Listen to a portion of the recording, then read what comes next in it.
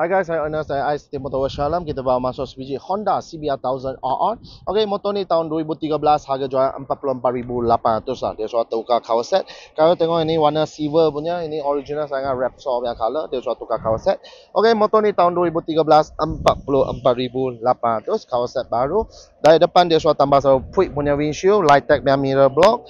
Kemudian signal ada satu kecil punya signal kat tepi, siap ada kecil punya side mirror kat tepi. Original tang upside down fork, double disc brake. Okey, siap ada tayar depan lebih kurang ada 50%. Radiator cover sudah tambah. Handguard atas sudah tambah. Handle grip sudah tukar warna merah. Motor ni 4 silinder yang motor 1000cc, 178 horsepower. Top speed 299 km/h. Kemudian racing footrest sudah tambah. SC Project exhaust sudah tukar. Bobin bawah sudah tambah. Kemudian tayar belakang lebih kurang ada 80% lagi. Belakang Eco sudah buang, pasang tail light. Dia sudah pasang ini integrated tail light. Kemudian single seat cover sudah tambah.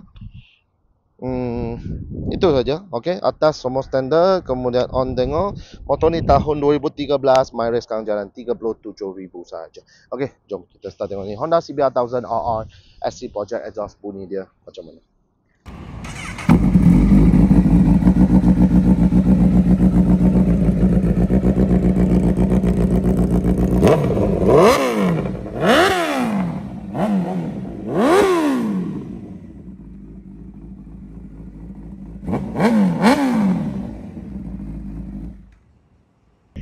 Okey, bunyi dia memang gila garang, beli pakai saja, condition semua cantik lagi. Okey, sekali lagi tahun 2013 Honda CBR 1000RR, harga dia 44,800. Deposit RM100 saja bulanan, 800 lebih 7 tahun. Loan Aeon, loan kredit, loan kedai, loan bank pun kita beruruskan. Kalau mau trade motor, jual motor pun kita angkat juga.